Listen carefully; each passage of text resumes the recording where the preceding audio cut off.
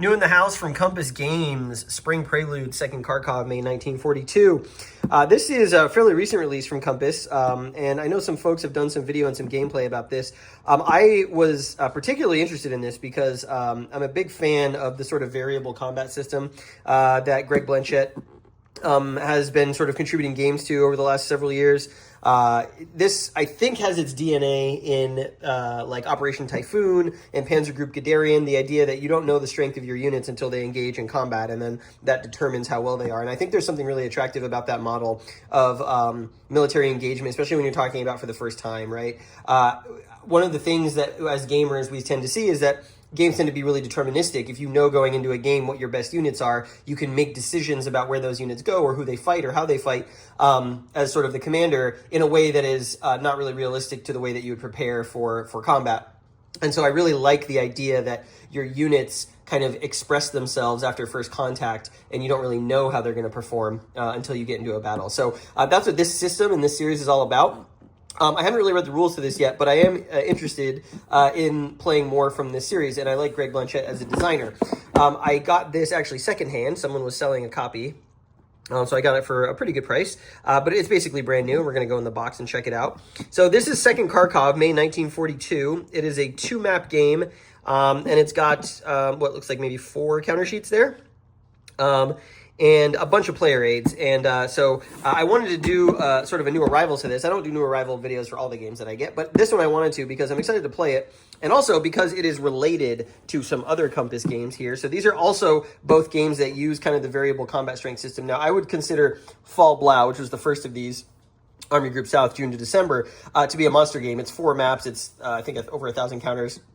But it uses that same sort of like, you don't know how strong your units are going to be until you fight. And it's also by the same designer, Greg Blanchett. So he has got a lot of knowledge and design experience with the Eastern Front in this period. And Kharkov Battles and Fall Blau were the 2 previous titles that were by him and Compass that kind of used this system or similar. I don't know if they're the exact same system, but I think they are similar in terms of the way they play.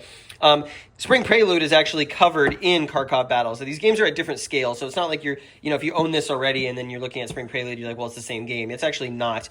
This is these games are sort of a more larger scale operational games that cover a wider sort of scope of the war. And this Battle of Second Kharkov, which is what Spring Prelude is about, is just one part of Kharkov Battles. So you can see Kharkov Battles here is the second and third battles of Kharkov, which is May 42, which is this one, to February, March of 43. And then Army Group South, Fall Blau is about the entirety of Army Group South from June to December 1942. So you've gotten, as the title would show you, before and after Fall Blau here in this box. So these link up together. These are both standalone games, but you can actually link them together. And in fact, there is a Paper Wars magazine that allows you to have play them fully connected from beginning to end chronologically, where you use parts of one game and then go in and then you play both of them and then you do after Fall Blau as well, which is, it looks like a crazy fun campaign experience. But I'm rambling. What I wanted to say, time scale here, 1 turn, 3 days, 1 hex, 6.5 miles. In Spring Prelude, we're zooming in a little bit. 1 turn, 1 day, map scale, 1 hex, 3 miles. So we're about a third of the time and about half the distance per hex. So let's get this open and I'll show you what comes in Spring Prelude. So taking off the box here, we've got a black and a white die. You're going to use D6s for this game.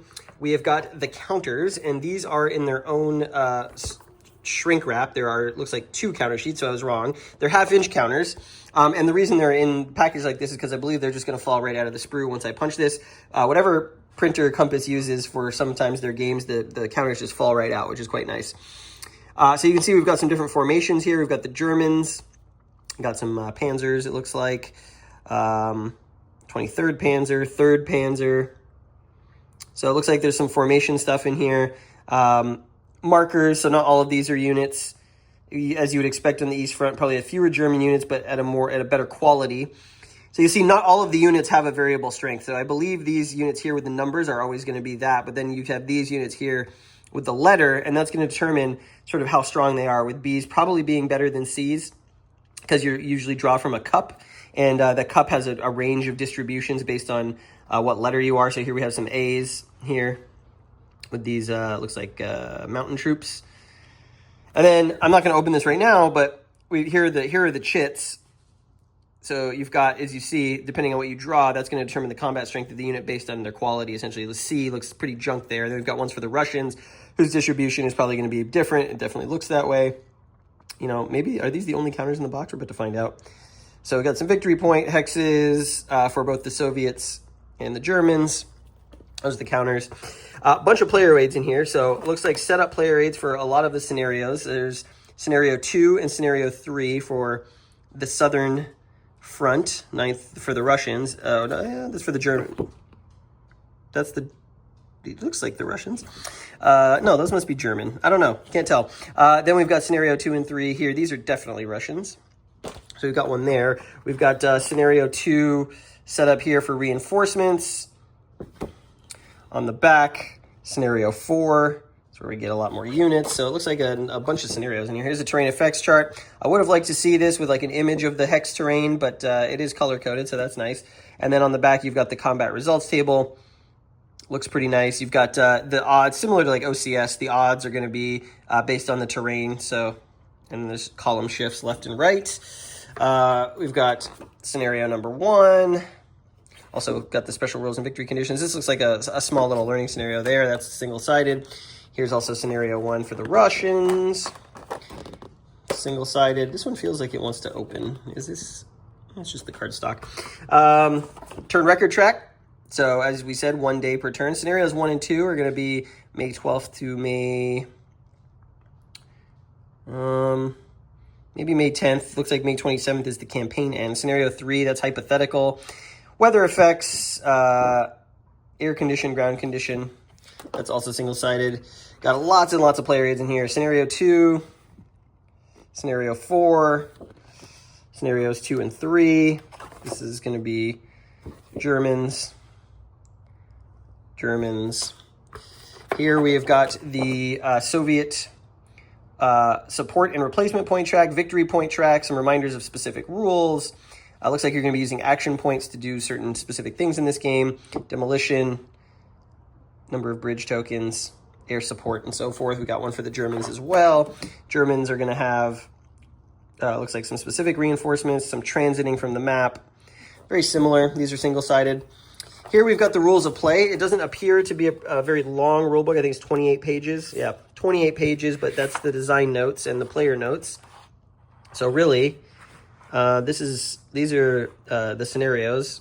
Izium salient, default victory condition. So really the rules go through page 19. So not as big, as large as Fall Blau and Kharkov battles, but I do know there are some nice complex, not complex, but like more involved mechanics in this game.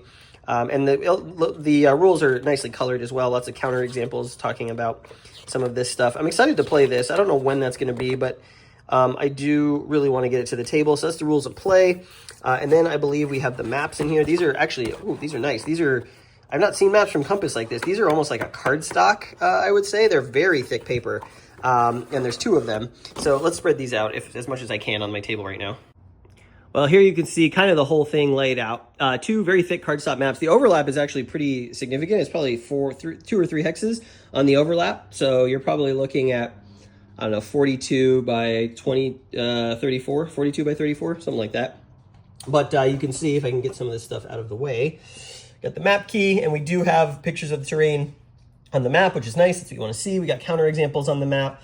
Reminders of the victory points schedule and the victory level and the Soviet high-risk option, which will be interesting to know what that's all about. We got list of VP locations on the map, which is nice. I would imagine that these here, so they also have them visually represented. As you can see, the map art is, I would say, on the minimal side, the minimalist design side, but the fonts are easy to read, and the features are easy to read, and you want to go for playability when you're talking about what a game that's probably going to be as dense as this. It looks nice. It's not like my favorite map art I've ever seen, but it's also not my least favorite either. And I think playing on it will be pretty visually easy. The hexes are small. We're talking about half-inch counter, so it's looking like there might be a little bit of crowding if the front gets really big. Here's Kharkov, or let's see if I can say this properly. Kharkiv in Ukrainian, I think. That's my best try anyway. It looks like there might be some fortified positions here outside the town. Obviously, the bulk of the battle is going to be around the city. You can see the victory point levels there. And off to the east, we've got what looks to be some frontline hexes all the way down here. So a pretty big spread, but not too big. It's not a monster game. It's just 2 maps. And I'm keen to get this played because it looks pretty fascinating, like I said. So that's just a quick look at what comes in the box for Spring Prelude from Compass Games, which is on sale now.